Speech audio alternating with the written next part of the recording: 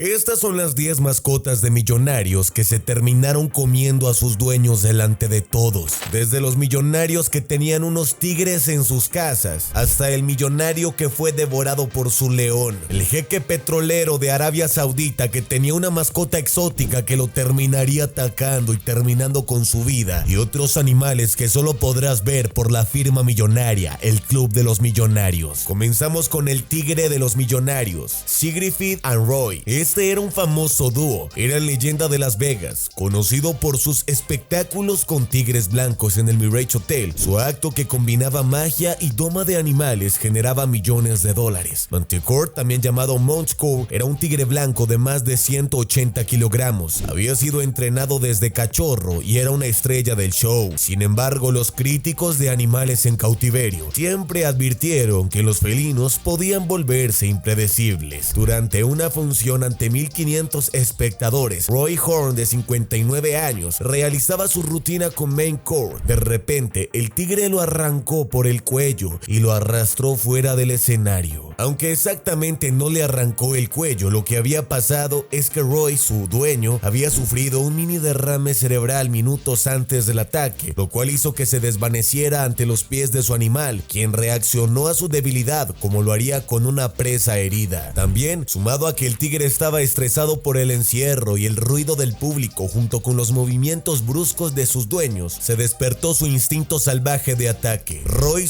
increíblemente y milagrosamente, logró salir con vida, pero quedó con un daño cerebral parcial y parálisis. El show se canceló de por vida y fueron demandados y su caso se cerró en un acuerdo confidencial. Continuamos con Michael Zareski, el millonario devorado por su león. Michael era un empresario ruso adinerado que coleccionaba animales exóticos en su mansión. Tenía 2 leones africanos a los que consideraba sus mascotas, sus hijos, parte de él y su familia. Durante una reunión privada, Zareski entró en la jaula de uno de los leones para tomarse una foto. De repente, el felino lo derribó y lo desgarró, arrancándole el brazo. Los leones no estaban completamente domesticados y aunque fueron criados en cautiverio, seguían siendo completamente salvajes. No porque hayan nacido en un entorno doméstico significa que ya lo sean. Para lograr esto tienen que pasar años de adiestramiento con profesionales, cosa que no pasó con estos animales. Algunos testigos dijeron que Zareski olía alcohol, lo que excitó al animal. Lamentablemente, el hombre falleció en el instante antes de que llegara ayuda. El león, por haber entrado en contacto con la sangre, estaba sumamente agresivo, por lo tanto tuvieron que sedarlo y fue trasladado posteriormente